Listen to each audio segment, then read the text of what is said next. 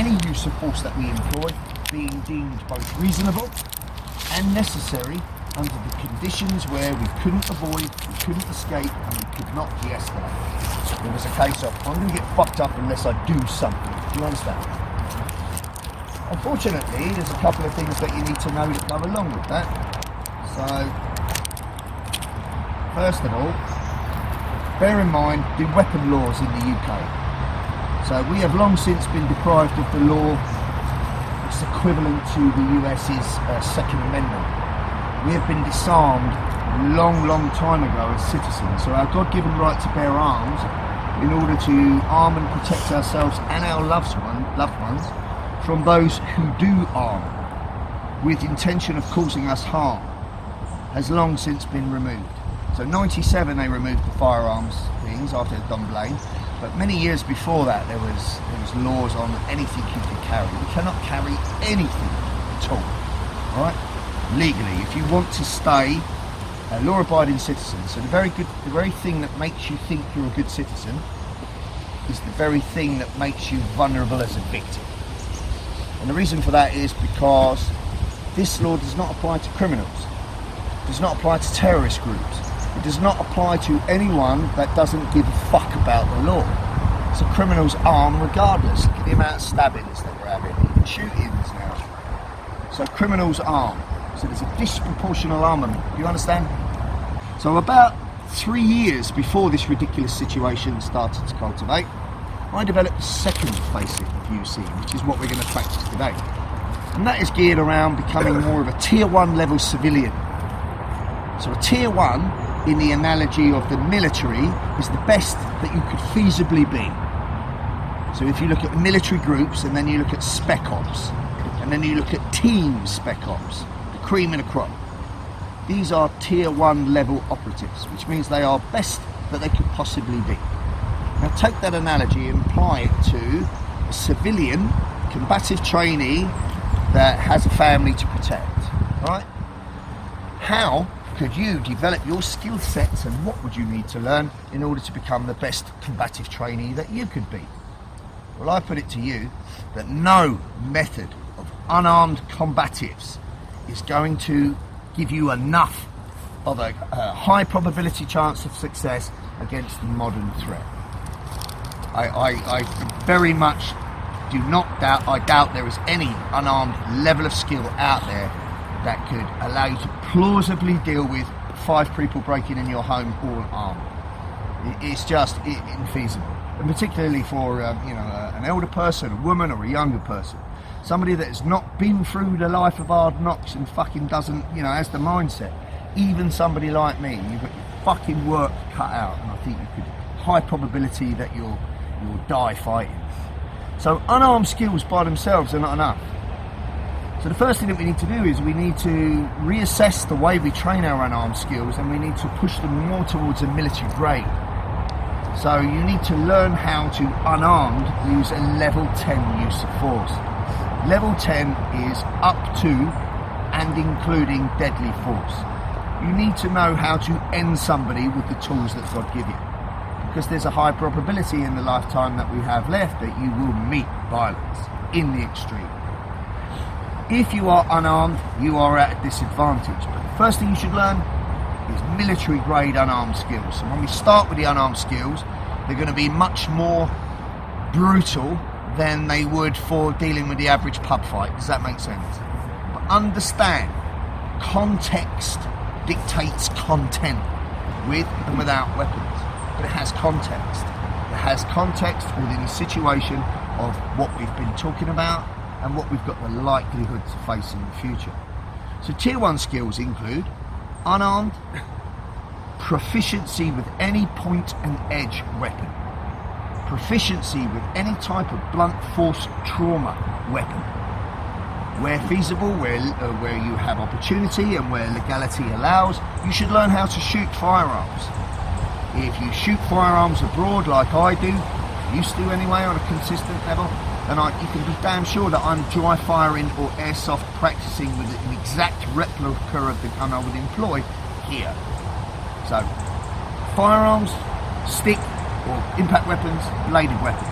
as well as unarmed skills. That's the combative part. Other skills that you need to learn is tactical emergency casualty care. You need to know how to deal with massive blood trauma. If you find yourself in a situation where there's been a shooting, stabbing, an explosion, something like this.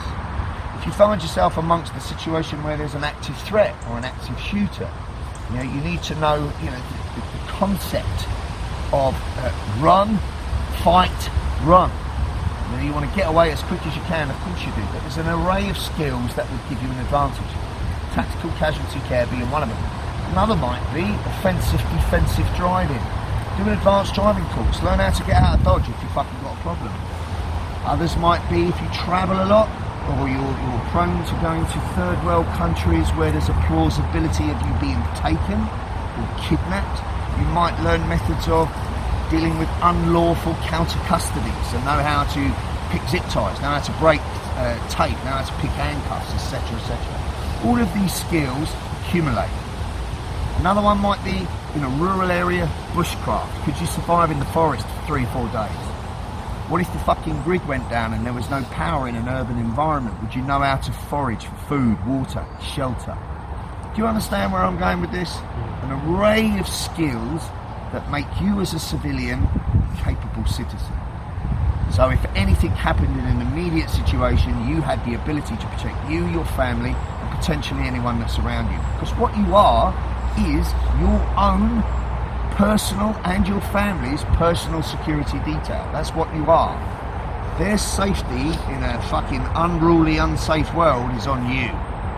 So you want to get as skilled as you can. So with that idea, I developed Tier 1 civilian training. Are we clear? And that is what we'll be doing today. So for those of you that are just seeing my work for the first time, don't take this as the what we do in the majority. It's evolved because the environment and the threat has evolved. If you want to learn just unarmed skills, I'm your man. If you want to go beyond that, then we would be looking at a Tier 1 sort of training. Is that clear with everyone? Right, so without further ado, we are going to start. So, like I said, skill sets for Tier 1 would be level 10 unarmed skills, point and edge tools, blunt force trauma weapons, any improvised tool, use of the environment, as well as firearm competency. Tactical emergency casualty care, offensive defensive driving. How also, which I'm going to show you today, how to bind a hostile subject. So if you found yourself in a situation where it could be a destroy or detain, you either need to destroy the threat because it's a threat to everyone in the vicinity, or you need to subdue and control the threat, which would mean you need to detain them. In which case, how can you restrain somebody with improvised restraint, such as a bell, cordage, wire flex? There's another facet that if you do become more interested in becoming a Tier 1 civilian, you need certain tools, certain kit. Primary thing you have when you get up in the morning, out of the shower, start bollocks naked. So you're familiar with this term EDC, everyday carry. It's become a bit of a geek squad thing. But basically, somebody who's a capable citizen has everyday carry kit that they keep on them, depending on where they live in the world. Will include weapons, but legality has an issue. First EDC that you have, or everyday carry, is your mindset. You must cultivate the willingness to do whatever you need to do to prevail. Because without mindset, it's dead in the water. You've got to get your head right. Next would be your skill set. If I've cultivated good physical skills like I've talked about, I'm a capable individual, wouldn't you say? Third area of my EDC, which is with me all the time, is my general physical preparedness, or what you call GPP. I need good cardio fitness to run. I need to be able to sprint. I need to be strong. I need to be explosive. If I was in a burning building, could I pick up that fucking table and throw it through the window so I could escape? Could I help someone down, throw a kid up onto a higher elevation, climb up and get up there myself? Could I sprint, run, fight, engage 2 people, grab somebody and get to a place of safety? You need to be fit to do that shit. Does that make sense? So the first part of your EDC begins with mindset, skill set, and your general physical preparedness. That's you, that's on you. From there, you have a personal carry, so the clothes you wear. Do the clothes protect you from the elements? Do your shoes allow, your boots allow you to fight or run if you had to? Slip on shoes, slip off. What other tools do you have on you that you could improvise as a weapon quickly? Do you have comms so you can communicate with somebody? Do you have means, money or credit cards so that you could get yourself out of Dodge if you needed to? Do you understand where I'm going with this? So kit would be an element of that. If you travel or you move around to different places, that might include a backpack of some kind. And in your backpack you should have a medical kit, a tourniquet and pressure bandages so that you could deal with a catastrophic event. You should have a breaching tool so that you can open a door, break a window, etc, etc, etc. So tier 1 is really moving more towards the Jason Bourne of combatives. Does that make sense? Alright, so that's what we're doing. So I'm going to give you a bunch of stuff that will help you with that. First of all, last thing I want to say.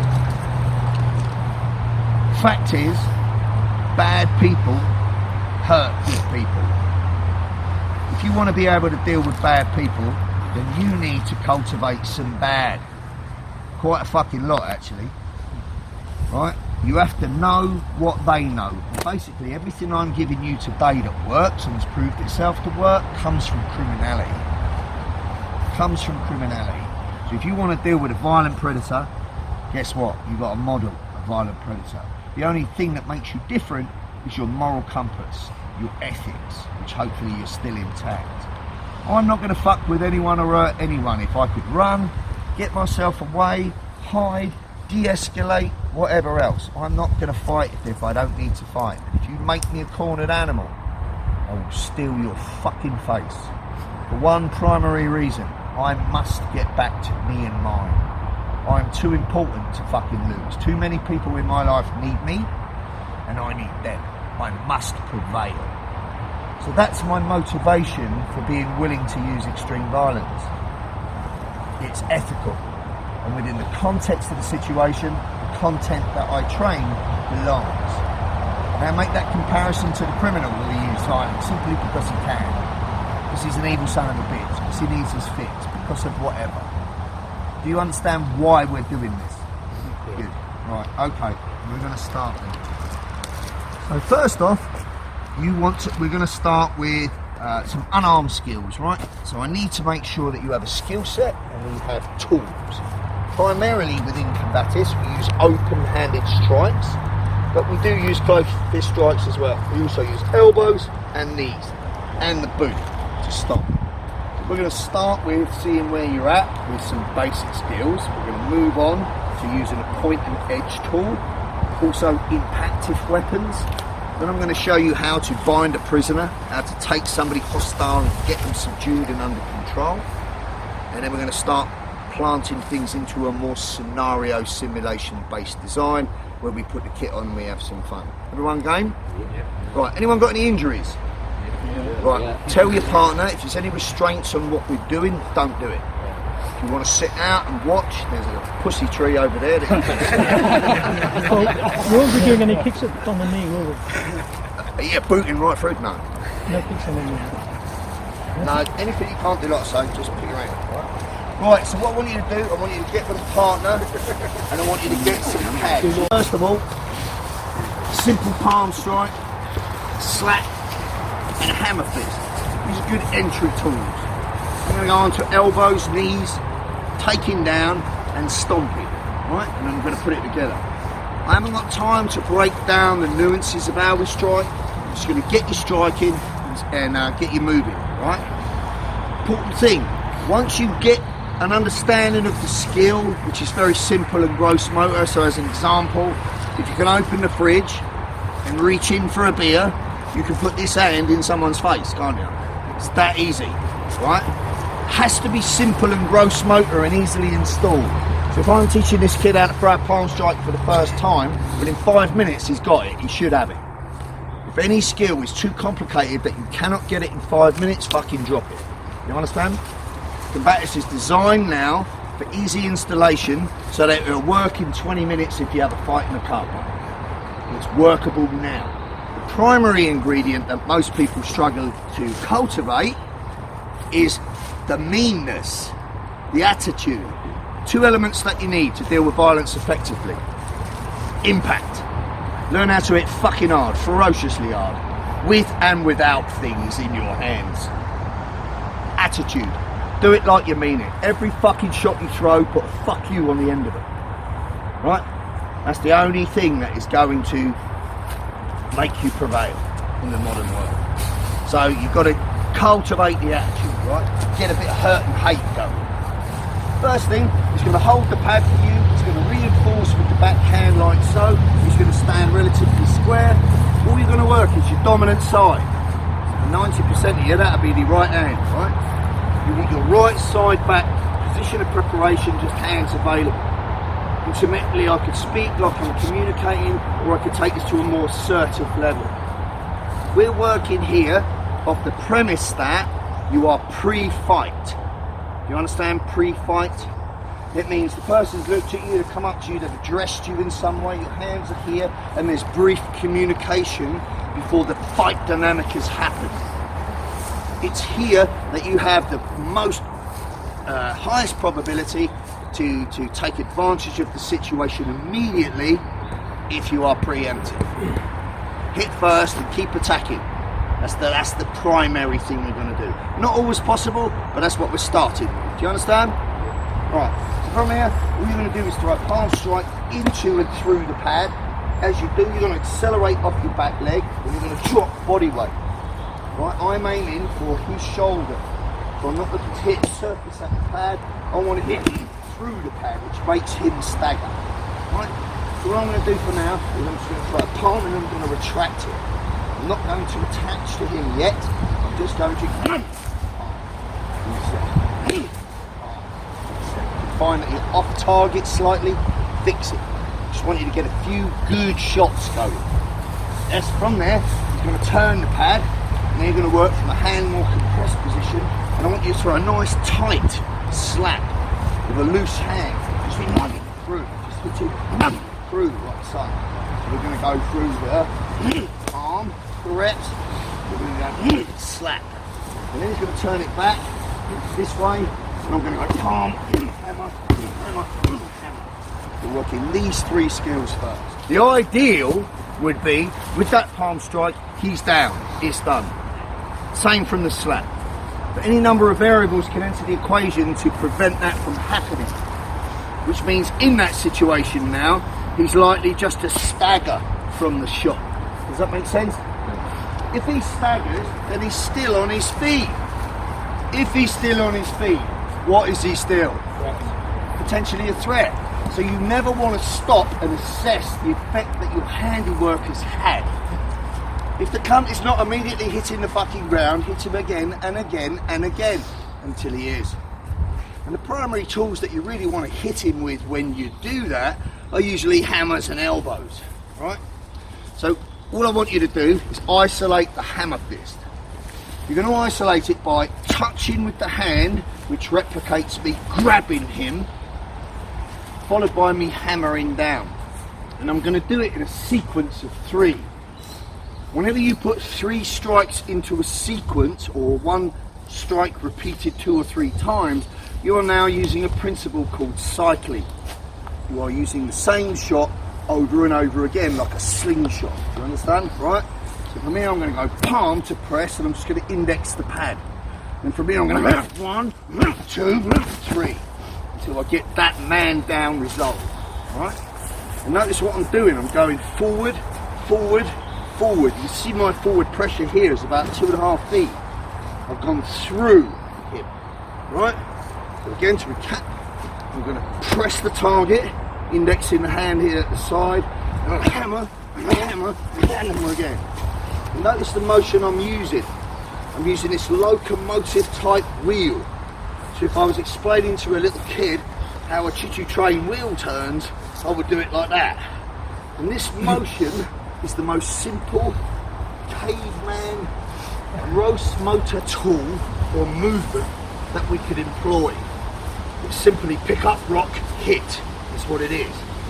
And it translates perfectly to any kind of reverse grip, spike or bladed weapon, and any type of impact weapon, as we'll see.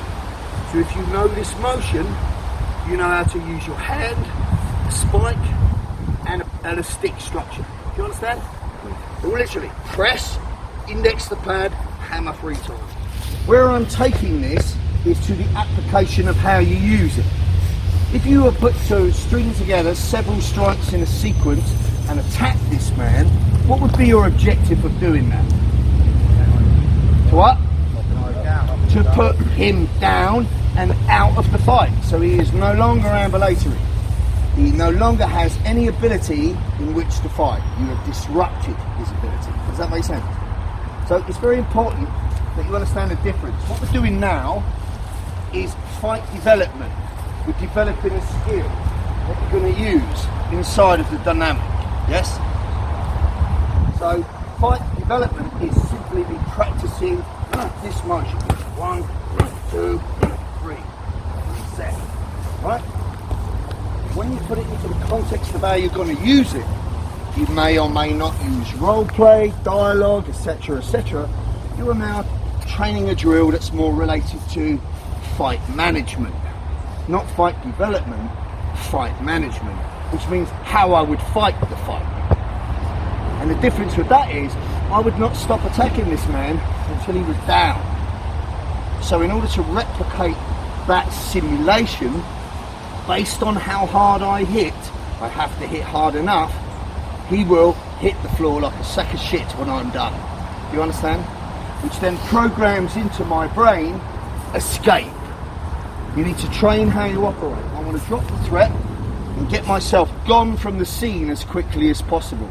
So when we get to that phase of training, man down. If you're worried about getting dirty, you're in the wrong fucking place.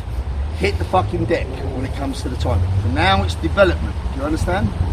Development, you saw is this, and now is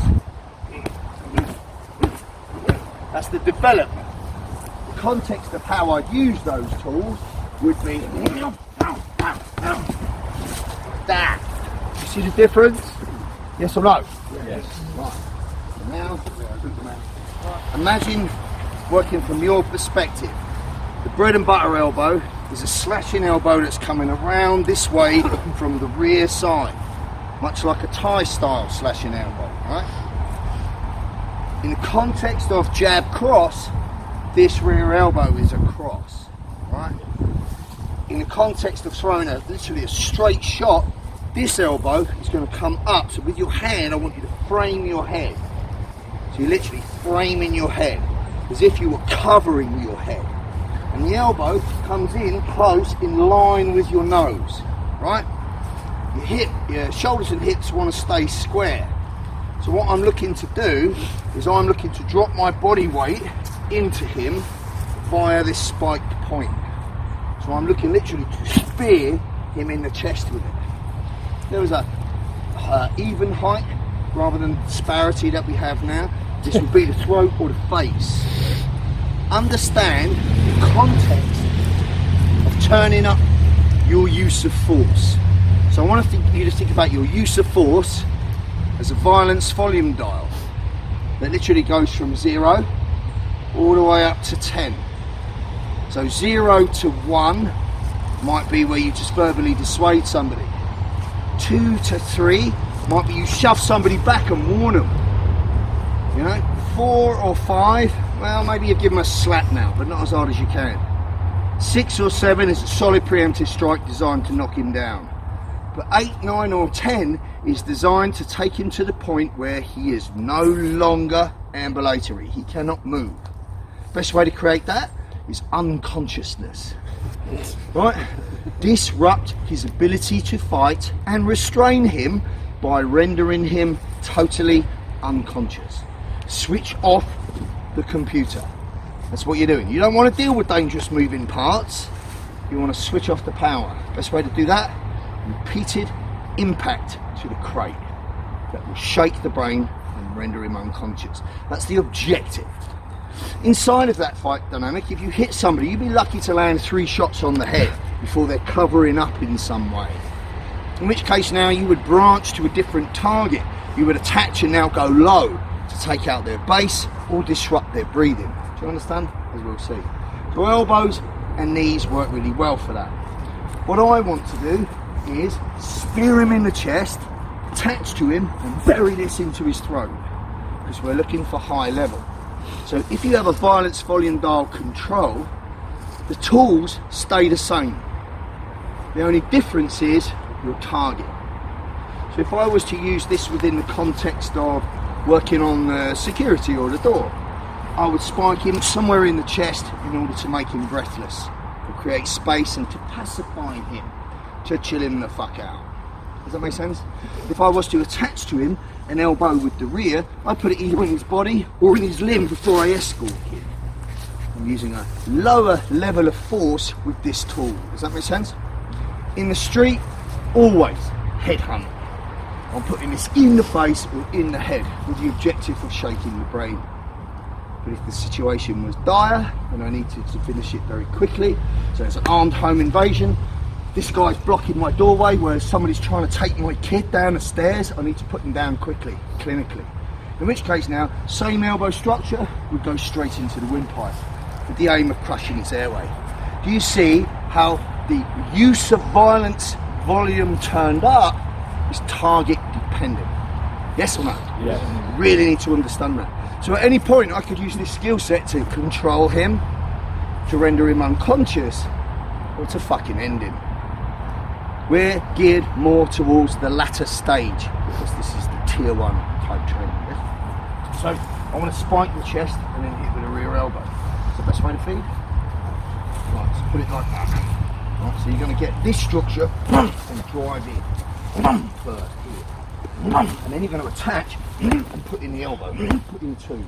Here I'm going to clinch, one knee and the other. I'm going to rag you down and then I'm going to simulate the stomp. Understand? So break down first, crash, elbow. Yeah. Then crash, elbow, yeah? Then from there, knee, snatch, spike. Spike in.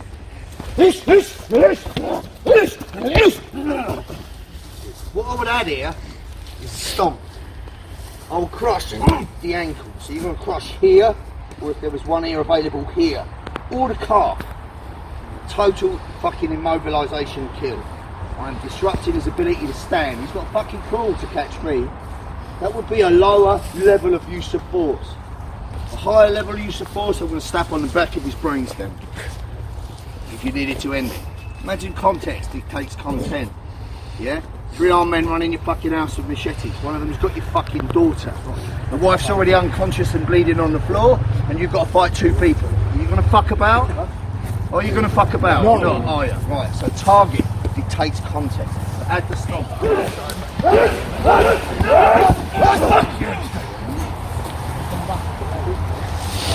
Alright, last one, so I want you to make it drop down. Ready? Go!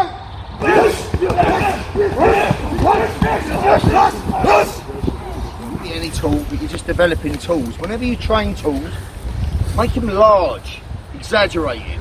So like for example the stomp, like just stomp like this, bring your knee right up to your chest as if you were going to crush through someone's limb. You really need to do it significantly. As human beings, we're mortal, but we're fucking resilient. And if you had a high level of pain resistance, pharmaceutical assistance, intoxication, person's full of adrenaline, or he's just fucking raging, it's harder to hurt people than you think. Do you understand? So you really got to fucking put it in there. You've got to put it in there with aggression. What we're going to do now is just put one skill set into a formula, the way that you would fight the fight, right? Now for the purpose of this drill, I want you all to take a training knife, and what the knife replicates is the carry of a weapon. Now I am not telling you to carry any weapon that's illegal to carry in the place you live, so do your own research. So obviously I teach all over the world, so if I teach in the US, the primary would be concealed carry firearm, fixed blade or folding blade, or some kind of less than lethal alternative such as stun gun, a baton or pepper spray, because countries such as the US and many in Eastern Europe allow the carry of weapons by design for the purpose of self-protection. Do you understand? Yeah. Here, they do not. So if we want to stay within the realms of legality and still not have to hand the criminal the Vaseline and stick our ass in the air, we need to equal the disparity as best we can. So how might we do that? Well, you want to find a tool that you could improvise that has the same attributes as a purpose-built weapon that you could employ, but you have a legitimate reason for carrying it. So if it was a point or a spike-like tool, that might be some kind of sharp pencil, tactical pen, small multi-tool carving tool, something that you could more or less pass off, let's say. So let's go with a steel cylindrical or titanium pen. It's a point and it's not going to break and it will go in an eyeball. Do you understand? Well, I can carry a pen, but I can't carry a spike by design. So the knife will replicate from a UK perspective that you have something that has spike-like properties, but it's not a purpose-built tool, just for the sake of making you morally comfortable right now. Yes? If you were in a country where legality for carrying a blade was much more lenient, then it's irrelevant, you're carrying a knife. Or you might think of it from a situation where we're fucking lawless, society is broken down for a period of time as it might, and it's sensible to arm yourself because the law now is a secondary consideration. Can you picture that scenario? For whatever fucking reason, when you are out and about and you find yourself in an encounter, you are armed. The ideal would be you armed yourself with said tool before the encounter began. But shit can happen. So what you're looking at now is a transition. I'm looking at dealing with the threat unarmed because it was upon me suddenly, and as soon as I've dealt with the threat unarmed and put it down, I'm going to access my weapon. The reason that I want to access my weapon is always expect that he has a weapon, so if he recovers he can pull it out, and always expect that he has a friend or friends plural and they could be armed. In which case, if I just put this threat down, stamp and stand there and look at my handiwork, full of adrenaline and completely tunnel vision, I am, unbeknown to me, two of his friends are now coming out that car with a baseball bat. Do you understand? So when we practice a fight management drill, how we fight the fight, as soon as we put the threat down, we practice escape. We practice getting the fuck gone from the scene. And when you do that, you need to do it in a specific way. You will be tunnel vision. Do you understand what tunnel vision is? Which means you're vulnerable to a threat from the side. So the only way to break tunnel vision is to actively scan. You have to turn your head and look in order to break vision. So if I put this threat down and stomp, I want to be looking left and right as I access my weapon, so that if necessary, I can put myself to a superior position. So if two are coming, well, it's a habit. I've got a weapon in my hand now. Have I got a better chance with a weapon in my hand or without? Right, so practice tactical disengagement, where you look around and move towards an area of an exit, let's say. Maybe you would, in a gym environment, use the walls, so you use the environment to your advantage. I constantly want to escalate my advantage from the beginning of this fight to the end of it. If I'm proactive and continuous, I've dealt with the threat. If there's any further threat coming, I want to be able to see it. I also want to be protected from my flanks, so I use the environment and move my back to a wall. And if necessary, I'll escalate the level of violence by accessing a weapon. If I don't have to, the weapon goes away and I go on. Do you understand this? Right? So what I would want to show you now is a battle plan. The principle is simple. It's called blitzkrieg.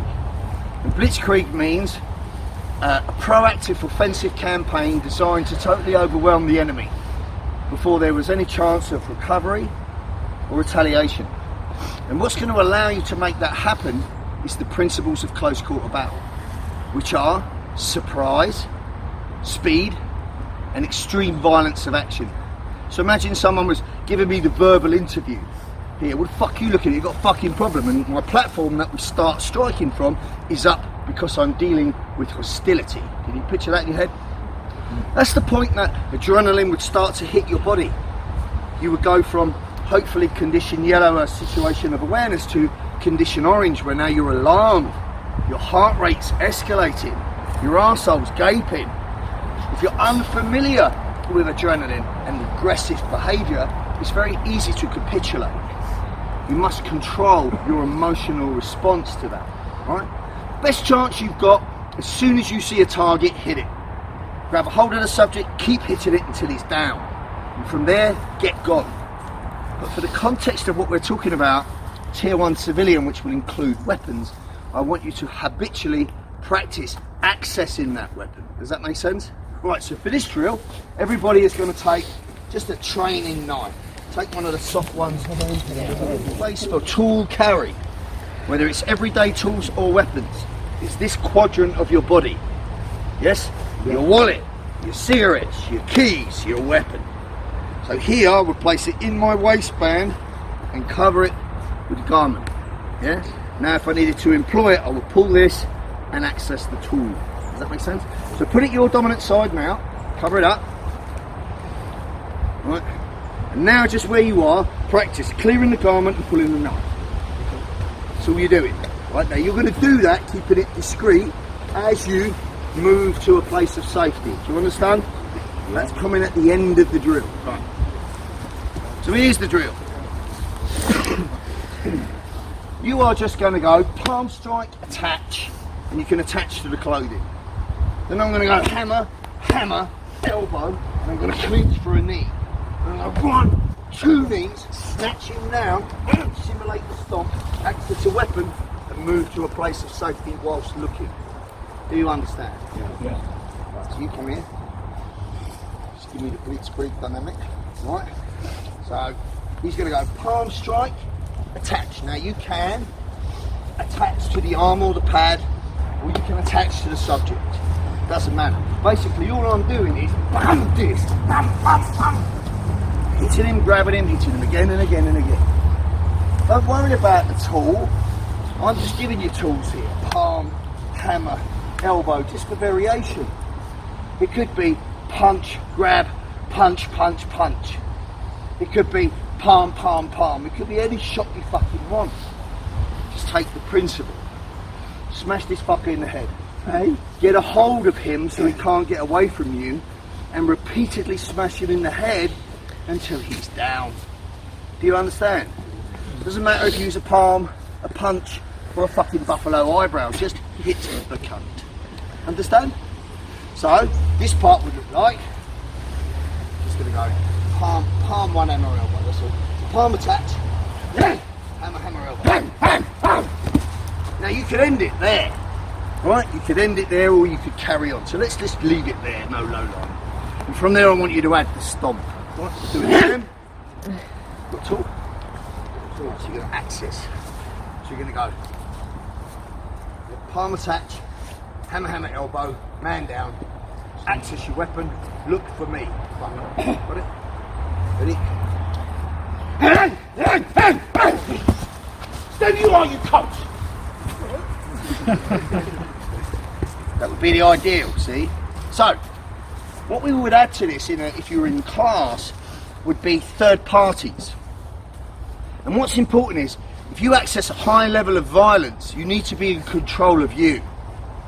Because even though it's an all bets are off kind of situation, you still are striving to only use force that would be deemed reasonable and necessary and no more.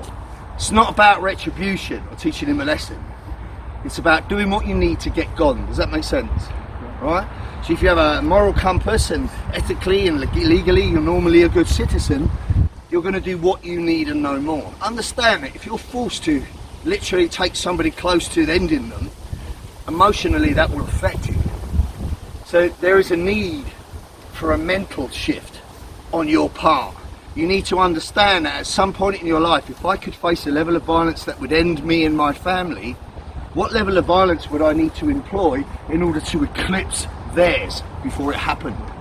Well, I put it to you, you need to be worse than them. And if you're normally a good person with social conditioning, that'd be a fucking psychological hurdle for you to get over. Do you agree? Yeah. So start getting your fucking head on it, because I can't give you it now, but you need to consider, well, real violence is out there. could come my way. And you need to also consider the only way I'm going to deal with it is to be the hammer or the anvil, and I need to be worse than them. In which case, what would I need? What kind of think pattern would I need? What kind of skill set would I need? It's emotional as much as it's physical. Do you understand? So visualization is good. Crisis rehearsal. Think about 3 blokes kick your fucking door in while you're having tea with your fucking mum. What would you do? You know, really, you need pre-planning. You need to up your home security. You need to put tools readily accessible where you could get to them, etc., etc. You need to plan. But it certainly doesn't hurt to visualize. So I'll give you a visualization. An individual walks to you with hostility. He barges you accidentally on purpose, starts getting in your face extremely aggressive, and you see him reach for a weapon. He's within arm's length. You've got one chance to put him down before he gets that weapon out and stabs you to death. What sort of minerals would you need in order to do that? See it over and over again in your head. That's one way to cultivate attitude. Do you understand? One way to cut the neural pathway in your brain so that your brain says, okay, under those conditions, violent behaviour is acceptable behaviour. You have to give yourself the green light. All I can show you is the skill set. Does that make sense? Yeah. Right, so he's going to go palm attach, hammer, elbow, man down, access the weapon, fuck off. Just do one more. Go. Good. Right, so let's say that somebody addressed him at this point. My whole point would be he needs to be in control of himself. Does that make sense? So he doesn't ideally want to engage me, he wants to dissuade me emotionally. So let's say he pulls that knife and I've got a weapon, and as he's moving away from me, I decide to look interested. But he should posture and be aggressive now, do you agree? Yeah. Maybe you suggest consequence to me. If you come near me, I'll fucking open you up like a sardine can. Now fuck off. Something like that. So within the context of me coming forward as you're backing away, that would be... Back off! Back the fuck off! Fucking moving, because I'm going to stab you. Right? If I'm here, he's going to posture to me, stay the fuck back from me, or I'll end you. And if I do indeed come forward and act as a threat to him and don't heed his advice, he's going to attack me. Do you agree? Yeah. That's relevant. But let's say I'm just an innocent bystander with a camera. And I'm going, whoa mate, what the fuck are you doing? How do you think he should respond now? Do you think he should tell me to stay back or harpoon me? Or do you think he should put his weapon away quickly and say, he gave me no choice, you need to call the police, I'm going to call an ambulance, it wasn't my fault, he started it. Do you see the difference? One, I'm being aggressive and threatening because it's a secondary threat. The other, I'm being calm and trying to be collective because it's not a threat. The point is, you need to recognise in such a situation, threat, non-threat. And you need to have complete emotional state management of you so that you can control what happens next. Do you understand? I'm not turning you into lunatics here. I'm showing you how to use an extreme level of violence to deal clinically with an extreme level of violence. But it's measured. In context dictates content. Are we clear with that? Yeah. Right, so give me one more example. This time you do it. Do hold the pads. Access your weapon.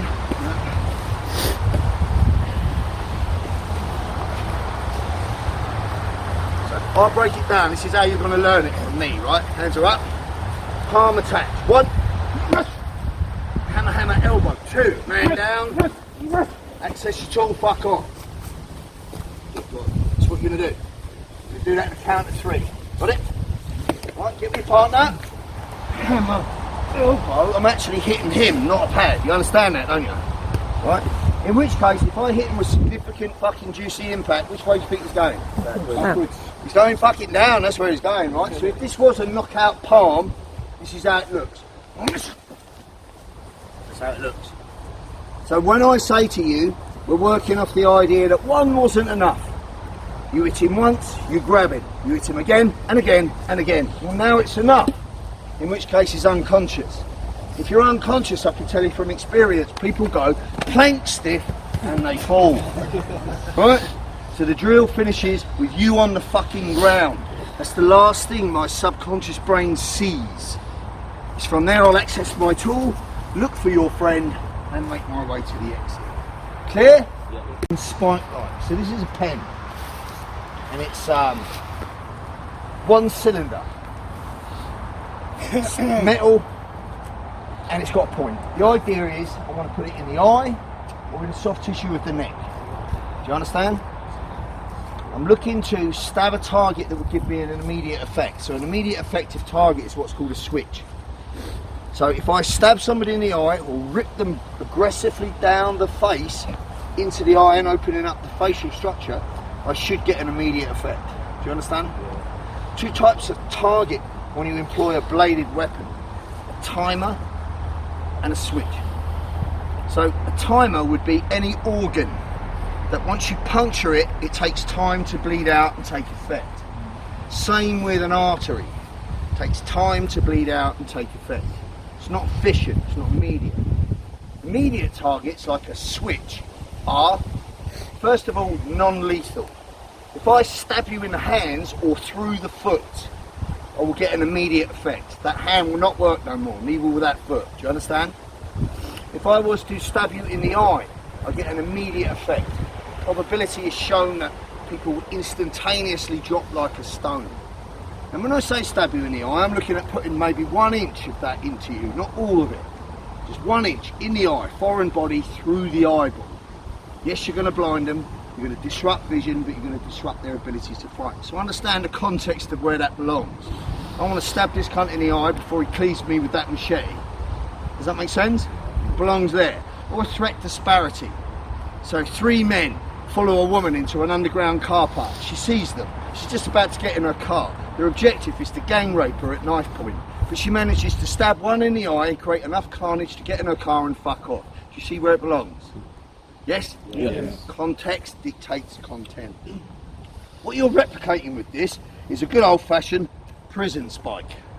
That's what you're replicating with any point object like so. See, this is totally illegal. This is legal, right?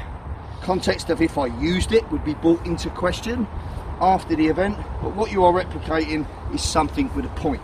Clear? Yeah. And it also relates to a knife by design, right? So a small fixed blade or a fruit knife. So when you are using your tool now, we are working off the context that you are using a spike-like tool out on the street that's either improvised or you've just picked it up, or you're in your house where you are legally allowed to have weapons. Does that make sense? Right. So the context of the situation is that. So you're going to give me this target. I'm going to teach you 3 lines. I want you to do that with me now. Just take your tool, right, in your hand, your dominant hand, and stay within the box of your shoulders. Keep the knife here. If you were to access a weapon like this, you'd want to access it covertly. And you'd want to be in front of the subject so he can't see it. This comes from criminality. You understand? Even a pointy stick that you whittle with a point will work. Yeah, a woman's hair spike. Any number of things could be translated to this tool. Right? What I want you to do right now is make that small hammer fist circle straight down the middle with the face. Right? Now I want you to do it on a slight angle. Slight angle. So first of all, slight angle this way, straight down the face. Straight angle backhand. Yeah, see what I'm doing? I'm going here, here, and here. So the context of that is I'm either moving to the flank as I take his eye this way, I'm taking it straight down his face, or I'm moving this way as I take his eye. That's what I'm doing. First target that you're going to look at is less than lethal, right? And you're going to work it here, here, and here. So that would be the eye on the face, the eye. If I take the target down to the neck, so here I'm taking carotid artery straight into the throat or carotid artery, I'm immediately turning up to lethal force. Yeah. Do you understand? Right? So first of all, you're going to work this skill on your pack. You take your soft tool and you're going to angle that shot just like so. It's a slight cant. Here. And you're going to tap the eye. Tap the eye, tap the eye. What I'm actually looking to do is stick the eye and rip the face open. It's called a facial etch. Here we go. 1, 2, 3. Now I'm going to go straight down. 1, 2, 3. Now I'm going to move to the flank and take it backhanded. When I take it backhanded, I can power assist to make maximum damage. You understand? So I'm going overhand, straight down, backhand. You're going to work on your target for about 1 full minute. Yes? Let's do this quick. I'm going to target just touching his head like so. Yeah? So here will be the eye, here will be the face, here will be the eye. 1, 2, or 3. Yeah? Take the same idea now. Hit the neck, into the neck, into the neck, straight into the neck, or into the neck. This favour I'm ripping. Yeah? Working with your partner now with a soft foam trainer, you can actually put impact here and into the body.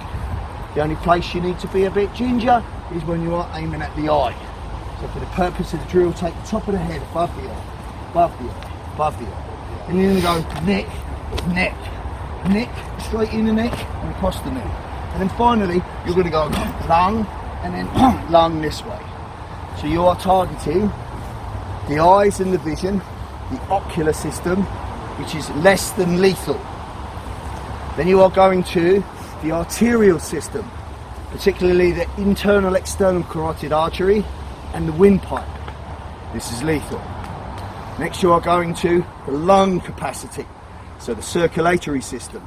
You know, puncture a lung, again potentially lethal. If you were to learn how to take life with a knife, because the context of the way the world's becoming, the skill belongs, it would be useful if you knew where to employ it, would it not? You don't want to willy-nilly stab somebody, because people can be stabbed 127 times and still fight back. You want to stab somebody 1 time or 2 times with a good effect. So if you're going to learn it, learn to target. Your drill is eye, neck, throat, neck, lung, lung. Got it? So what you're doing, you work with your partner, make 2 lines down the middle, knife man. I'm just going to put head, take the neck, take the neck, take the throat, here, ratchet. And if you want to go the other side, power assist. So basically ripping through and out, just in and taking out this channel. Yes? How I would suggest you would use a knife wouldn't be in an encounter where I'm facing the subject and he's got a knife. That would be the last resort. So let's use the context of somebody breaking into your house at night. Well, if you were prepared, you should have certain elements ready, certain plan in action. So you might have security measures in place for your home which alarm you to the fact that somebody's trying to break in. You might designate a room in your house as a safe room, which is where your family go. Barricade the door, lock the door, make sure they've got communications, right? It's on you to deal with the problem.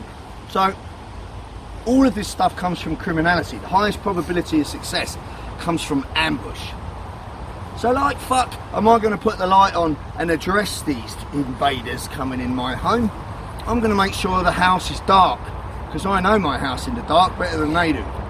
And I'm going to hide behind a structure with a weapon in each hand, waiting for the first hunt to come past me, and then I'm going to ambush him from behind.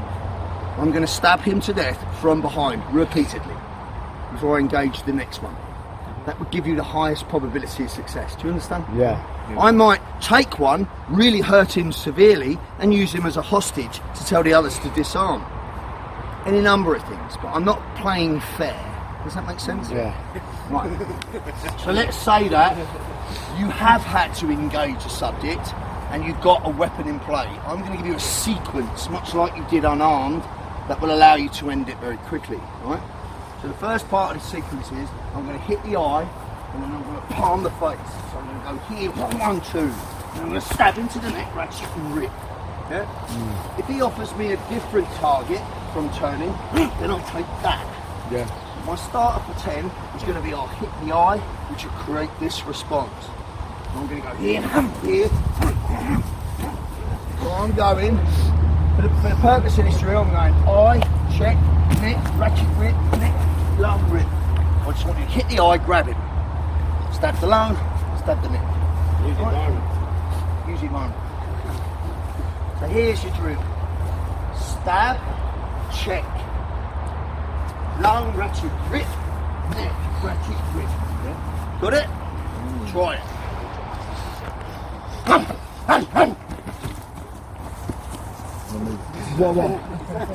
You've got a target. So you want the facial structure, so the upside down triangle. If you aim for the nose, you'll get the eye. Because the likelihood is that you'll hit either side of bone in the orbital socket and it'll find its way in. But even if it's the soft tissue of the nose, you create this flinch, defensive response. If he's defensive and recoiling, he's no longer a threat. So understand how you could use this. You could stab him in the face and he does this recoil, and then you could run like fuck. Stun and run tactic. He'll have a scar on his face, he'll remember you for the rest of his life, but he lived. Do you understand? That would be a lower level of use of force within the context. Well, you might ask, well, why did you use a spike to do that? Why didn't you just hit him? Well, maybe it was a small woman against a large aggressive man. And if she'd have just hit him with his hand, he'd have kicked the living fuck out of her before he intended to do what he intended to do. Yeah. So a spike or a blade is a leveler. That's why criminals use it. It takes no skill to fuck someone up with a knife. It is the easiest thing to use and the hardest thing to defend yourself against unarmed. And Fairbairn said that back in 42. It's the easiest tool to learn to use. All you need is bad attitude. All you need to think is, I'm fucking you up with this. You'll figure it out. Right? And that's what you're facing. Easiest thing to use, hardest thing to defend against. Learn how to use an edge weapon. It levels the playing field. So if two aggressive men have bad intentions to her and she's unarmed, good luck. But if she's got a fucking spike in her hand, she's got a shot. Do you understand? Yeah. That's why I'm giving you this. Yeah? So I'm going to give you one more skill. And that skill will be, we're going to work it on a pad. So all I want you to do right now is to put the tool that you would use in your hand. And I want you to hide it. I want you to thumb it like so. So criminals hide weapons like this, look. They'll thumb it. They'll keep it flat against the body. Or they'll palm it. Or it might be in the pocket and the hand's just in the pocket. They might do that so it looks symmetrical so you don't notice. Any number of ways. It's unlikely to be behind the back. If it is, fucking recognise it. Outside of that, it's going to be in the waistband. If there's printing, which means you can see the handle, that's a signature. It's a weapon signature. It doesn't mean I'm pleased to see you. It's a fucking weapon signature. If you saw a clip on the pocket here, uncommon in the UK, but does happen, particularly in Europe and the US, the clip indicates the person has a knife. And if the clip is this side of his body, it also indicates in high probability he's right-hand dominant. That's information that you want to be able to spot due to your ability to be switched on, alert and aware. Does that make sense? Yeah. You've all heard of the importance of awareness. Yeah. But it works twofold with the understanding of what to look for. And that would be pre-threat recognition. Understand the signs, the early signs of how violence unfolds. So as an example, somebody taking your attention, looking at you, walking towards you and looking behind as they get close. It's a clear pre-threat cue. People don't inadvertently look behind them for nothing. He's looking for something. Exit, police officer, witness. Do you understand? None of that equates to good for you. If a subject is in front of you and talking and shifts his body weight, very gross motor or really deceptively, that's an indication he's getting ready, loaded to give you an assault. If he misdirects your attention as the hand disappears behind his back, that's the kind of shit you want to see. Does that make sense? You need to know the predator if you want to deal with the predator. Simple as that. So in the context of this, my beginning, I've recognised there's a potential problem coming towards me. I can't avoid, escape or de-escalate. An instinct has told me to access the tool just in case. Does that make sense? Yeah. And now the context of where the person is in front of me before this altercation begins, I'm already armed and he doesn't see it. That would be the ideal. Does that make sense? Yeah. And it would be from there that I would stab, flank and stab. But for now, I just want to give you this other skill. So all I want you to do is take the blade, put it in your hand, hide it. At any point, you could bring it to bear with your forearm, right? All I want you to do is literally step forward in this kind of cross-bend situation, as if your arms are bending your head, right? For me, I'm left dominant, so for you, you're right. So the way you would work it, step forward with your left and just bend, as if you were crashing in. So what I'm literally doing is I'm crashing into him with my elbows, like you just did before. Yeah? From this position, as I've crashed in, I'm going to rip him, grab him, and then stab him. Nice and simple. So the best way for me to show you that is on a pad. So Jamie, get a pad, quick. 2 pads. Put them back to back like that. Right. And what I'm doing, this replicates the centre of target. I'm going to crash in. So my position is crashed in where this represents his chest. Crashed into the chest. I just happen to have a spike tool in my hand. Simplest way to do it, as you crash in from here, just grab and then stab. That's all you're going to do. So you're going to crash in, grab, stab. Piece of piece, look. Crash in, grab him, stab him. Do this with me, model it. Crash, grab with your left hand, chambering the blade, stab with your right hand. Yeah? One more. Crash, grab, stab. Yeah? On the pad, right? So I'm going to crash in, grab, and stab. So what I'm going to do. For the purpose of this, I'm going to go 1, 2, 3 spikes. Yeah? With me, one more. Crash, grab, cycle the blade.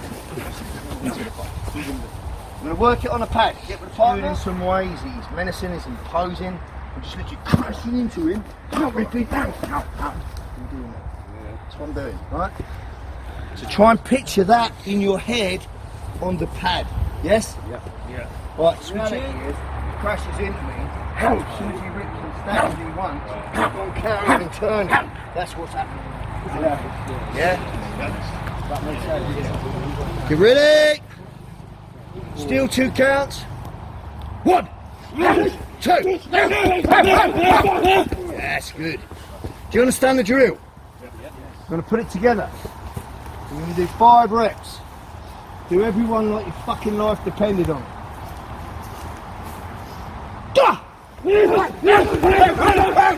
Good. Let's have man down now. Man down. Still same thing. Look around. Secondary threat.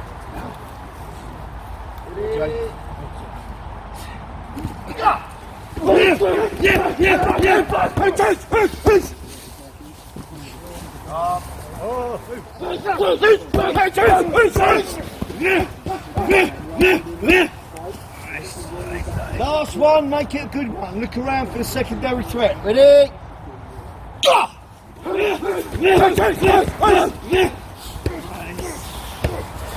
of these pieces of wood found from the forest, foraged, solid, will cave your fucking head in. They will break bone, right? So, 3 illegal items to have in your house in the UK. So I'm a weapon collector. My house is a fucking armoury. 3 things you cannot have under UK rule. Bollocks anyway, but 3 things forbidden. Expandable baton. That's carried by the police. Useless fucking tool. But banned. A knuckle duster. Banned. Probably the best interpersonal combat tool you could ever have, particularly if you had one on each hand. If I had a chance to have a straight melt with somebody, I'd have 2 knuckle dusters and get him in a phone box. But banned. And any kind of chemical irritant, so pepper spray, OC, banned. OC, if you've got OC, it's a fucking firearms offence. Ridiculous. But you can have any number of fucking weapons, a medieval mason bore, any number of axes, fucking broadswords, any number of knives, as I have, in my house, in my collection. You can have any number of war-type clubs, or any fucking impactive tool. You can literally have a mace with a fucking star ball on the end of it. All in your home, legal for collection. Now understand context. If somebody broke in my house and they're armed, I already know what I'd have. I'd have a fucking shield that would fucking beat elephants to death and an axe or a sword.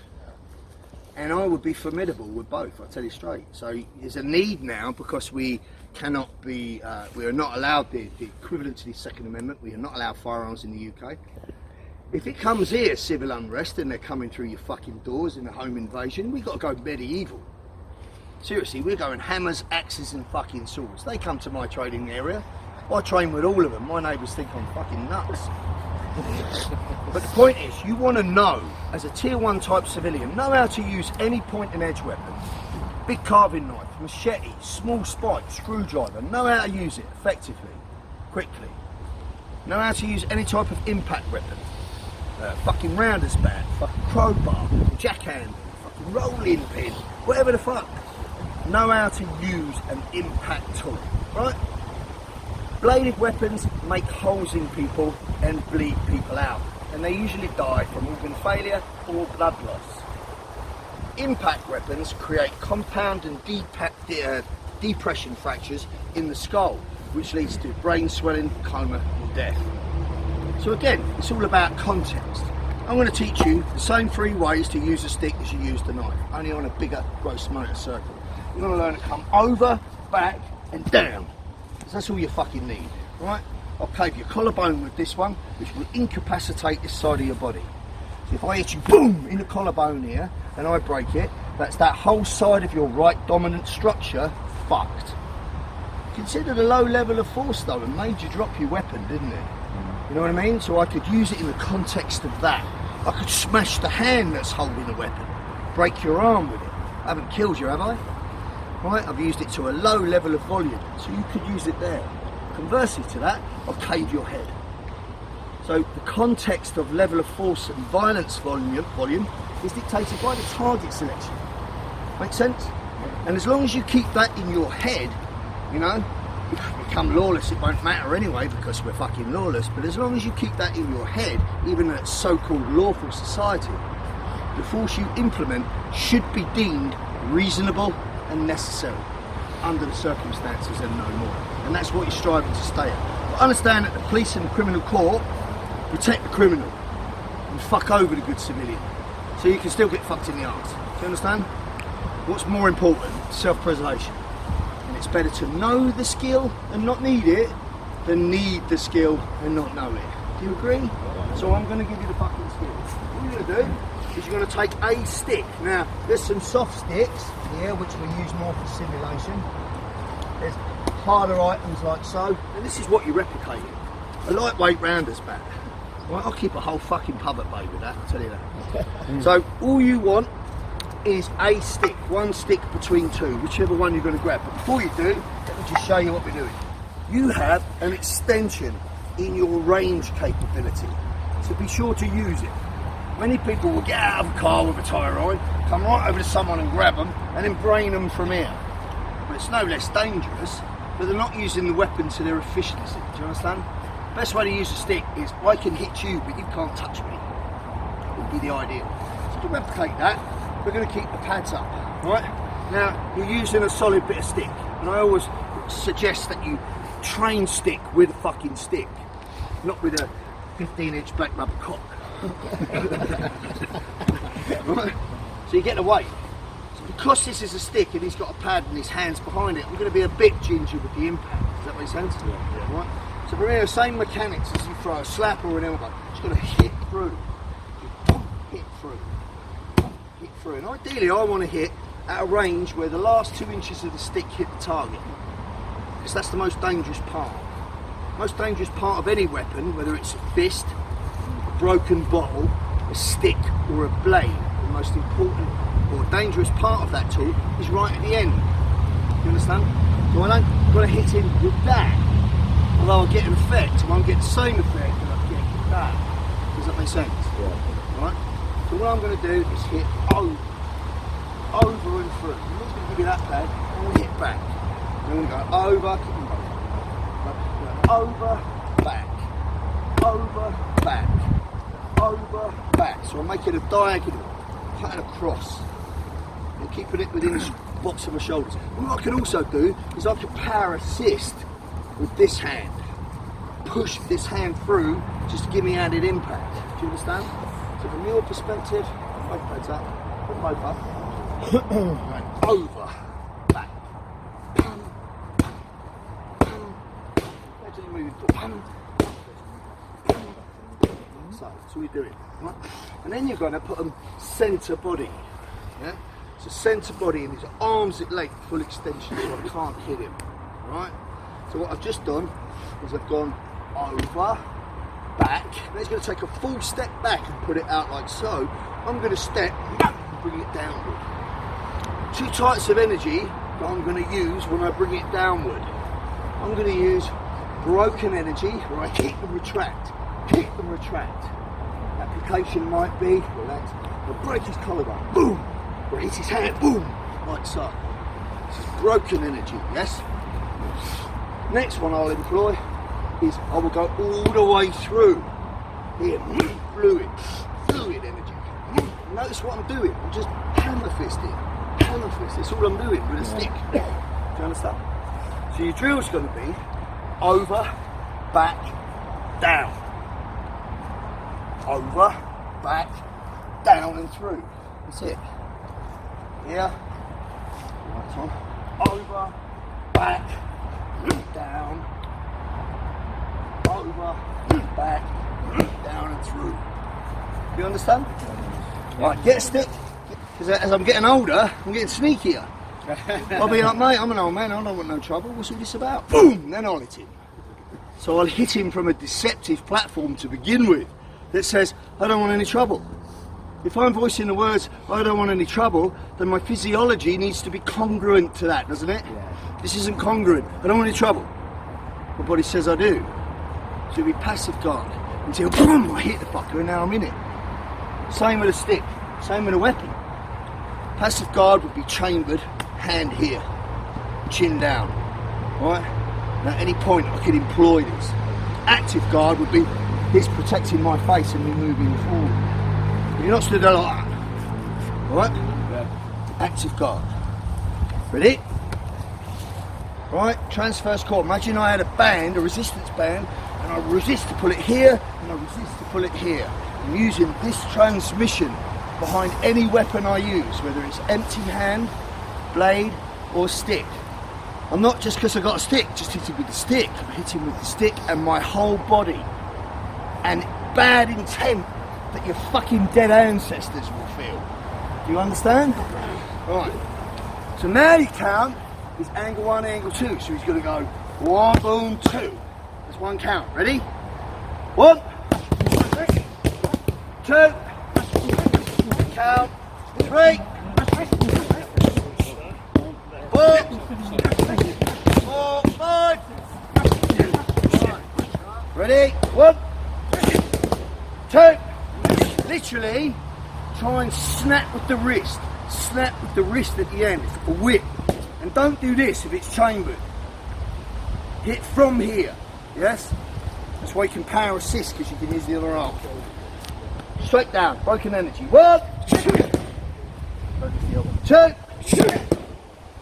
3. Now fluid energy all the way through, using the last 2 inches of the stick. That's what you want to hit. Let's get the range right. 1, 2, 3. Good. 1, 2, 3. Go. Boom, boom, boom. Right, track first one, second one go through. Ready? Boom, boom, boom. And that's what you're doing, got it? Yeah. Experiment with the energy on the last one. Snap it back, bring it through. Grip, integrity is important. You probably feel like that when you hit with that, how you're going to lose the weapon because of the shock through your hand.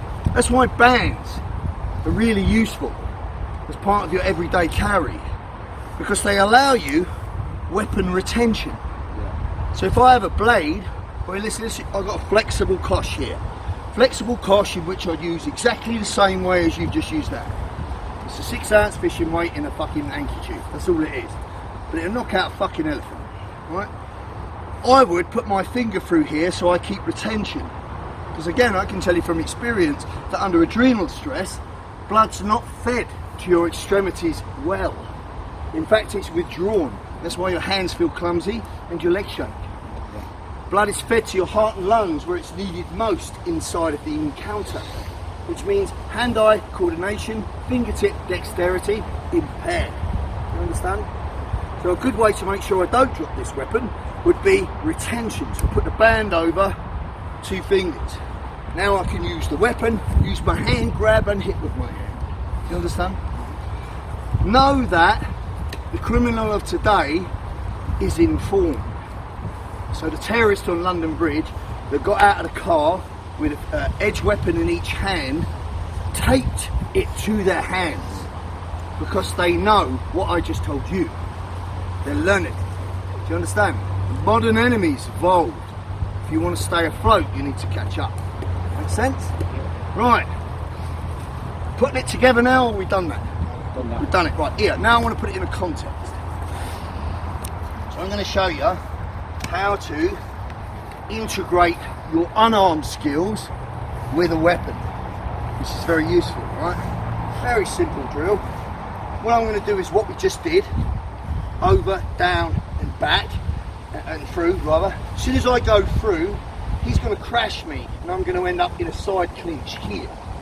I'm going to take 1, 2 knees and rag him down and he's going to produce a headline target. And I'm going to hit it 1, 2, 3. Right, so from the top. I'm going here. 1, 2, 3.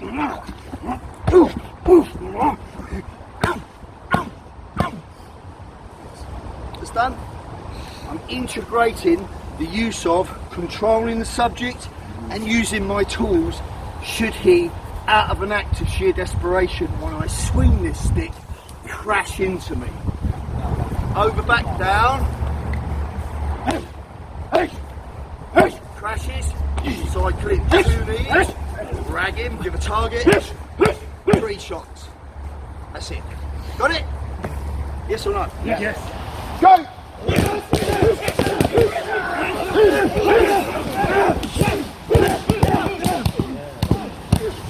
Really good example. Watch this. Go!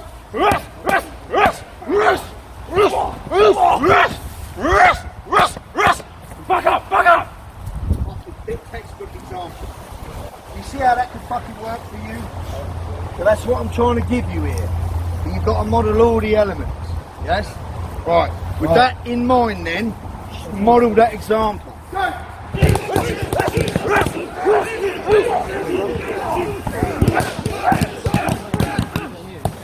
Good. Tier 1 civilian is. Not only are you capable, unarmed, you are capable with anything that you put in your hand. Do you recognise where that's useful and where it belongs? Yes or no? Right.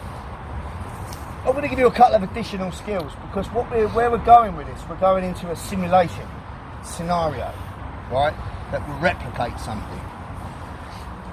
Last time we did an event like this, we looked at more the medical side. So if somebody had been cut severely, we looked at how to use a tourniquet by design that you had with you because you should carry that kind of thing. We also looked at means to improvise a tourniquet out of clothing and with items that you had. The objective of applying a tourniquet would be to save somebody's life. You understand that? Which is part and parcel of what Tier 1 civilians should be able to do. We also looked at wound packing and pressure dressing to stop extreme blood trauma. I'm not looking at anything medical this time.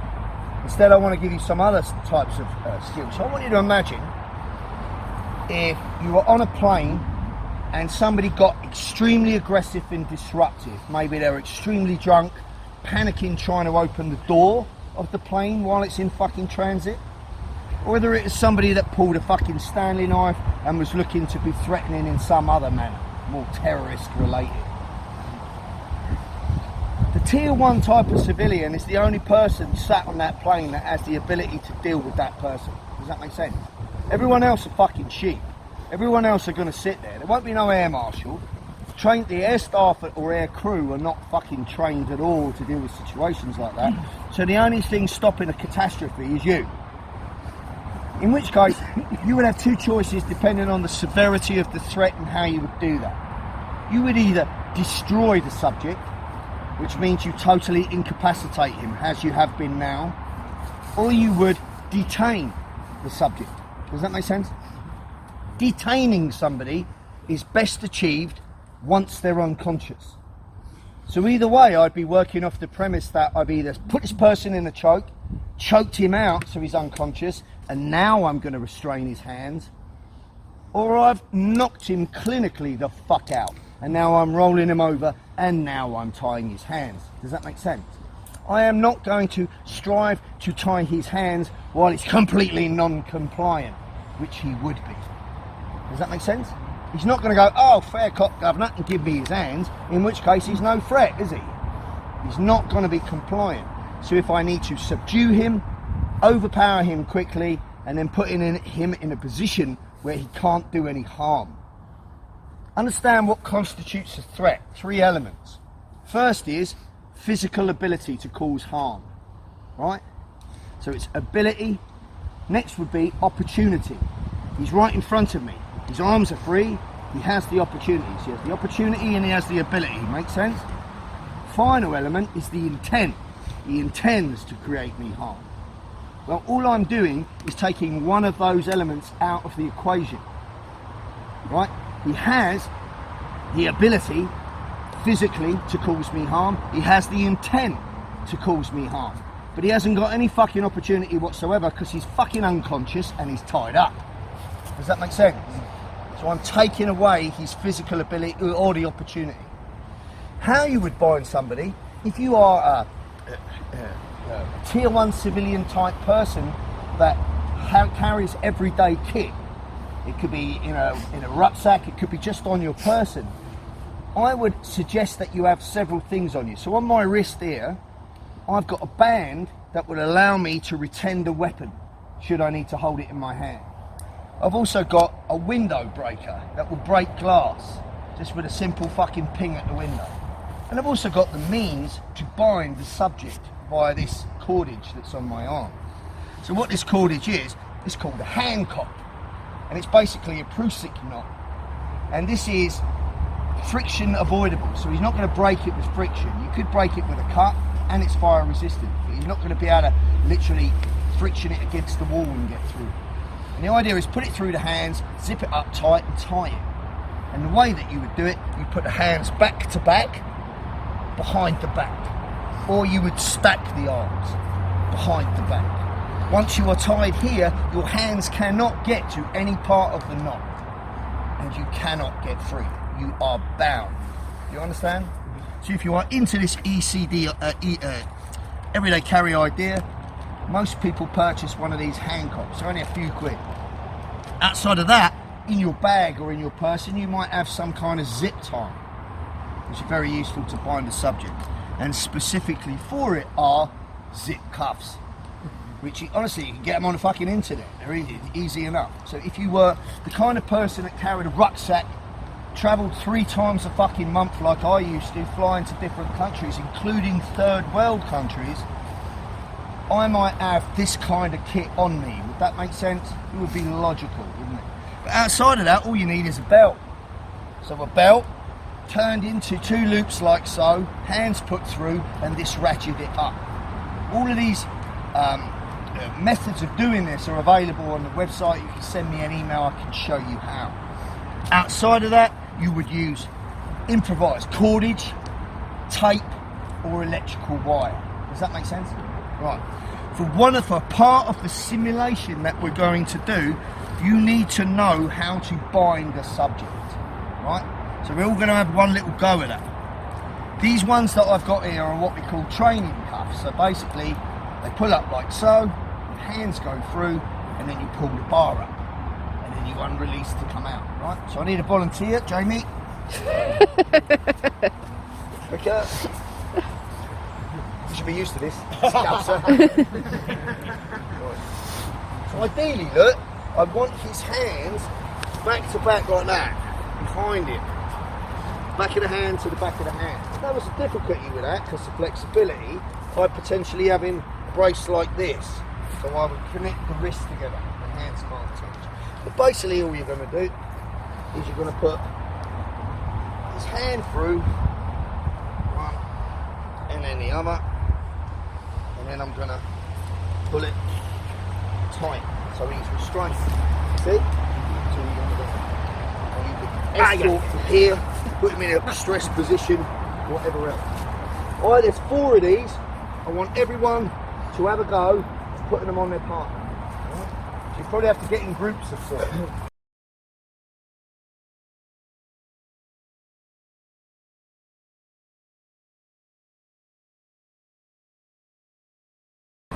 Everyone's stimulated. You've just got to get through the catch. You're not grabbing him, right?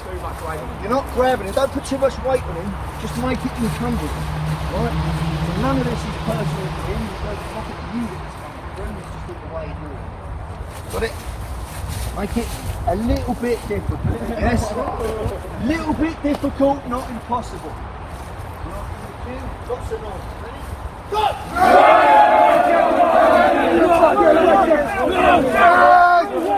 Fuck yeah, you fucking cunt! Yes, and through the other side. That's the grip. Got it?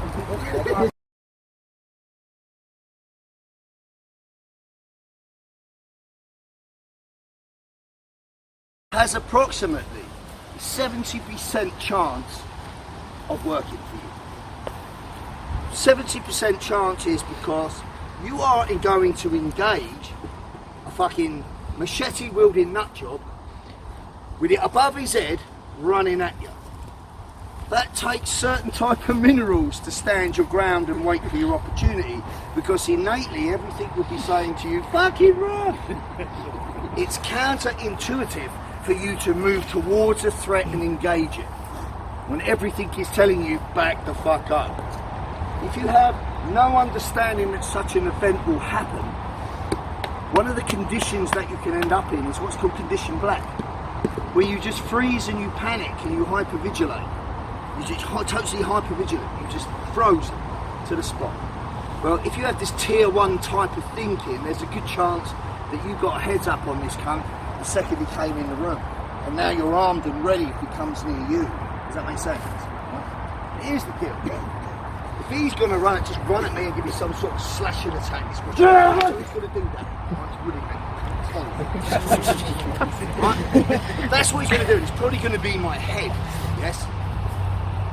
There is no guarantee that I will intercept him and stab him with this blade before he connects with me. There's a chance that when I've stabbed him, I'll still get cut. Do you see? There's also a chance that he could cut me before I actually get to him. So I'm going to look to be tactical how I engage him. I'm not going to look to attack him frontally when he's coming into this range of motion, because we'll exchange. I'm going to be looking to move to the outside and keep attacking him. Does that make sense? If I can, en route to him attacking me, stab him in the face or in the eyes, this is a switch target. He will not go, ugh, and keep trying to attack me. He will fucking drop the weapon and he will take attentiveness to his own injury. Do you understand? He's very unlikely to still be combative. He'll certainly be impaired. And I'm not going to stop at one stab. I'm going to keep stabbing him until he's fucking dead. Do you understand? So the reality is, if he saw me because I was the only target in the room, let's say, and he approached for this attack, and I managed to get the upper hand somehow before he got to me, I've got a good chance, right? So I'm committed. Yes? Yeah. Ready? There's a good fucking chance I could make that work. Alright? As if I'm prepared, I see him coming, I know I'm going to stab him, and I know I'm going to move when I do it. But there's no guarantee he won't fucking cleave me. But there's a high probability that are overwhelming. Do you agree? Yeah. About 70%. I'm going to show you how you can enhance that. Right? So you're going to run at this group and attack them in the same way. Right? The normal reaction that you're going to get running at a group, particularly if they're a group of sheeple, is they will freeze on the spot and disappear up their own arsehole.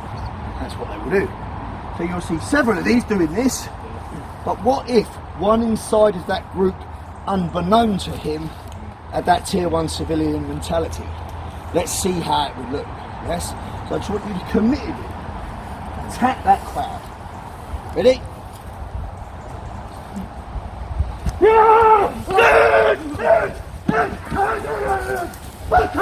There you go. Change the tables, right? There's one committed person that had the foresight to see him coming and arm themselves. But most importantly, they had the willingness to take part.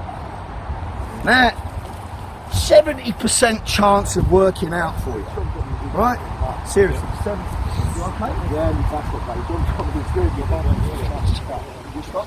No, I'm alright. What would enhance your probability now to 90%? Yeah. Right. Let's say now it's got that machete. Take you're on the floor. So this is an intervention event, right? He's simulating fucking chopping into pieces. That's what's happening, and he's fixated, right? Now I'll have you. He's took a blade or a weapon. Could be an impact weapon. Impact weapon would probably be better in this situation. Yeah? So, or a knife. We'll use a knife. Now he's going to run in, take the subject out, and now the chances of his success jump beyond 90%. And the reason they jump beyond 90% is he's attacking from a rear ambush. Comes from criminality, doesn't see him coming. So let's see how that works. Ready? Go! Fucking go! Sorry. Go! Sorry. First signal, you're going to attack continuously. Second signal, you're going to fucking run in and ambush these guys. Any way you can. Next signal, when it's safe, you evac these two.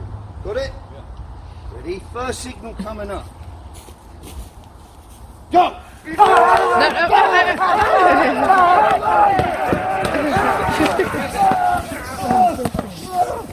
Oh!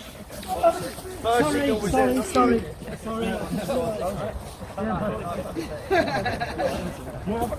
What was that then? Count up.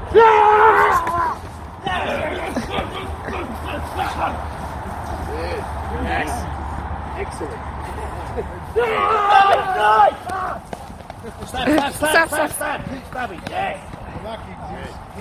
Don't engage. Stab.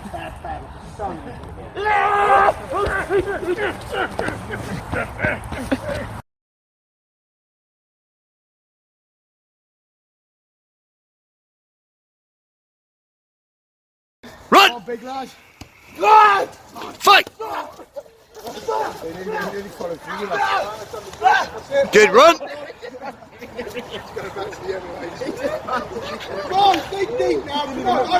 Get your knife! Fight! Yes. Good! Drag him out. That's it. Back over. Run! Come on, overload. That's it. Good job. Back over. Last one! Here's the weapon. Pick out the improvised weapon, beat him down! Come on. Going down, finish the headshot. Good, run! Check your body! Good job. So here's the deal. This dynamic is geared around, if you understand the concept of run, hide, fight, the productive part of you actually doing inside of that is you are either running or you're fighting. Do you understand? You either are getting to a place of safety, getting someone else to a place of safety, or you're fighting for your life. So the dynamic you want to train for is run, fight, run. You understand? So imagine the kind of energy systems that you need inside of that.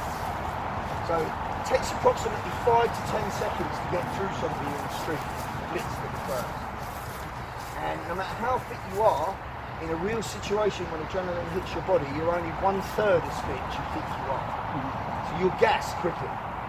If you now need to run to a place of safety, hurdle something in order to negotiate the environment, and then fight again, you're now fighting again in a fucking pretty spent state. Would you agree? As long as you had to put that threat down, which was practically exhausted, and then run one more time, and then fight one more time. You see where this is going? You need conditioning, you need it, right? And you also need to be able to assess properly. So where you are now, this is where this drill will finish. You are going to do a self-medical triage on yourself. You're going to check yourself. Because when you're adrenalised, you're anaesthetised to pain, to a high degree of pain. So you could be stabbed, have been shot, have been traumatised in some way with now high respiratory heart rate, high blood pressure, means you're bleeding out faster than you normally would be. So you could quickly lose consciousness if you weren't aware of that. Does that make sense? So when you self-medical triage, you can't just check yourself everywhere and then look at your hands, because you won't see where the blood comes from. So you have to quadrant. So first now, I just want you to do this. I want you to take your hands right behind your head, down, and then look at your hands. You go over your head, down your neck. Then I want you to come up and look, and then down. Come up your hand, look, and then down. Look. Do the same. Come up your legs, back of your legs. Right? And check your front. That's all I want you to do. Checking yourself to see if you're cut. The purpose of this drill is simulation. You're not injured. You're actually okay. But what I would usually do is come over to you with a red marker pen, and I'd mark you here, here, or here, or there.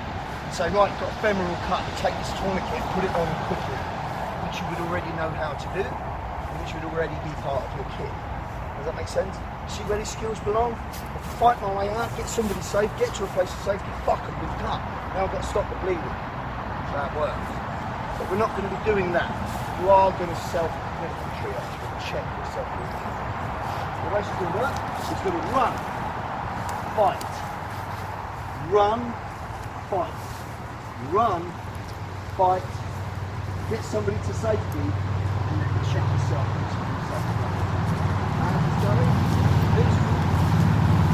Back. So when he runs to here, he's unarmed. He's going to put this subject down, unarmed. He's going to run back to his spot. Then he's going to access his knife. And then he's going to deal with that attacker, running back. And he's going to pull that man to safety. Then he's going to run again back to the guy with the pads. He's going to pick up the stick using an improvised weapon. Then he's going to run, negotiate an obstacle, and check himself. Right. So you can make this incrementally harder. So we've added an obstacle. So like basic parkour, learning how to hurdle that would be useful. Right? So let's see how it works. You're only hurdling it on the way back. No. You know what, Jay, why don't you climb the tree? What, stop. Right. First of all, run up, run back.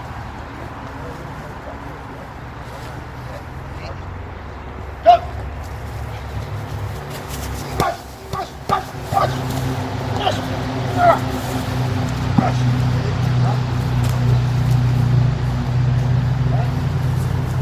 Situation, attacking it.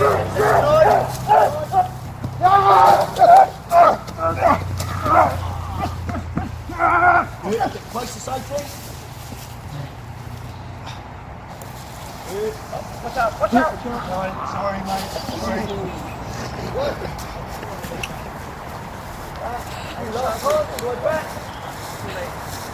Got the weapon of opportunity. Beat him down.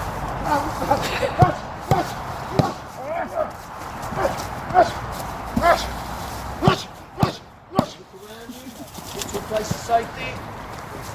Check your body. See how it works? Run, fight, run, fight, run. And inside of that, you may need non-combative skills. How to get somebody safe, how to find the subject, how to fucking check yourself medically, how to apply a tourniquet. This will make you a much more capable civilian. So run, fight, run, fight, run. Ready? Run!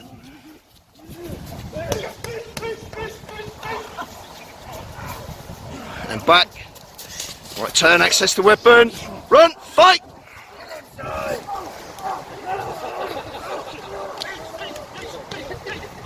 Run! Get him clear!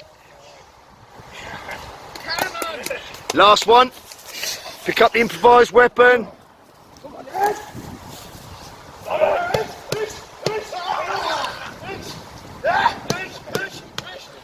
And to me, check yourself. Self-medical triage, check your body. Good job. Run! Come on, go, go, go, come on! Fight! Yes, good shot! Run! Good shot! Access your weapon. Access your knife. Go on, lad, go on! Fight! Yes, good stuff! That's it, finish it! Yes, come on! Drag him away, drag him away! That's it, drag him, that's enough, good job, over the load! Come on, big up, come on, Come on, as we can, mate, come on! That's nothing for the benkeeper, mate, that little one. Pick up the weapon and finish him off! Come on, come on! Run through him, Leroy, come on! Knees, knees! Yes, good job, take him down, finish! Yes, good. Run, escape. Fiery little ginger fucker, isn't he? Check yourself. Run. Go on, Tom! Fight. Good. Run. Come on, Tom! Access your weapon. Come on, Tom! Rear intervention. Run. Fight.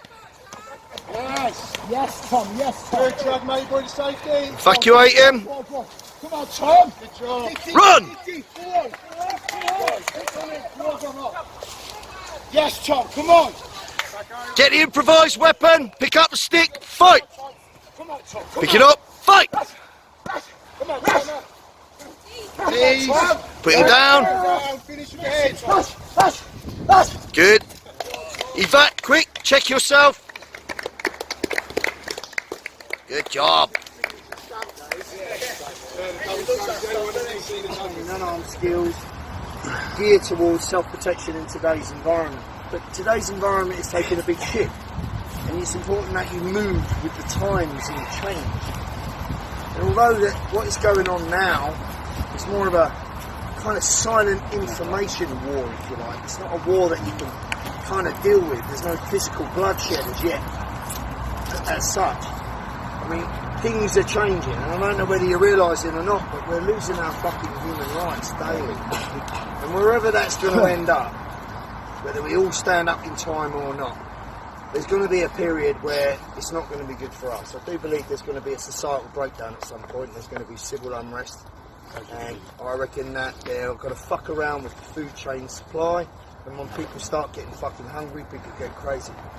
So you really need to be aware now. You need an emotional shift, in as much as this is historical times in our lifetime. There's a high probability that you could face a potentially lethal threat for you and your family, and you need to try and understand that in your head. In terms of preparation, I would improve your security in your home.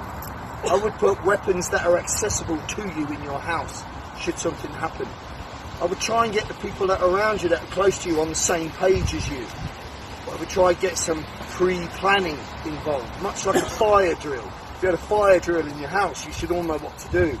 Well, it's the same if somebody's kicking your fucking door in. You should also have a plan. It wouldn't hurt, right? But if nothing else, prepare yourself. Prepare yourself at an emotional and physical level. And understand that violent people out there have no boundaries. No fucking boundaries whatsoever. There are people out there that will skin you alive and film it on the video phone and share it on the internet. So there is bad motherfuckers out there, and if you want to deal with bad people, you've got to cultivate some bad and some willingness to take part in bad. That doesn't make you a bad person if you've got a moral compass. You need to understand where it belongs. So there's three types of dangerous men. There's nefarious, which is the criminal, the villain that likes to hurt people because he simply can. This is a dangerous man. And then you have the terminology they use I don't agree with, but they call him the hero, or the person that will stand up for those he loves and is willing to fight to the death and die. He's willing to employ violence. Well, the good man must also be a dangerous man. Else, how's he going to protect those he loves?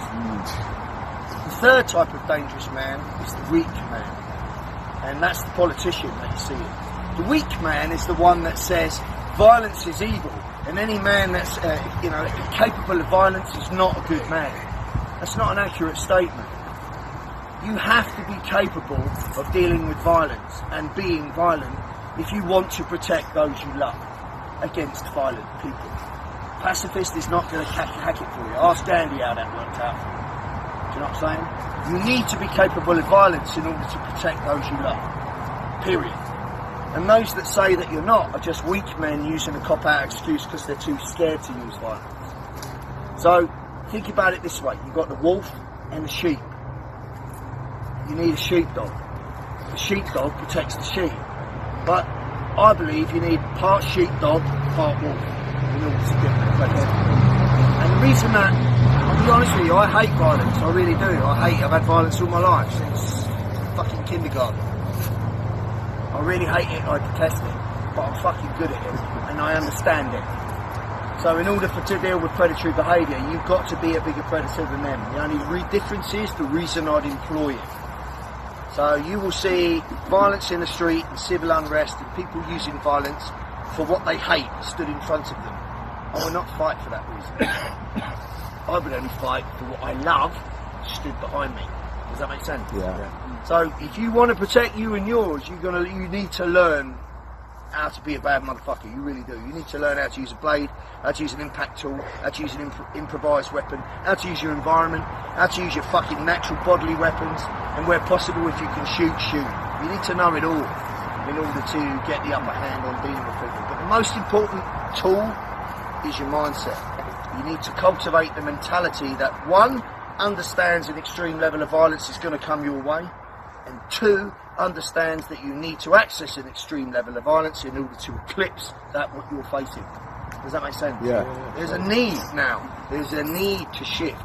Man has been too pacified for too fucking long. We need to stand up. Yes? Any questions on what we did? Understand the theme then. Tier 1 civilian is a different part of UC. It's not the standard stuff that you see in the book or on videos or anything else. It's an involvement. Yep. Hope you all got something out of it. Sorry that a couple of you got injured. You're alright. We'll have to see how you're not at work or anything.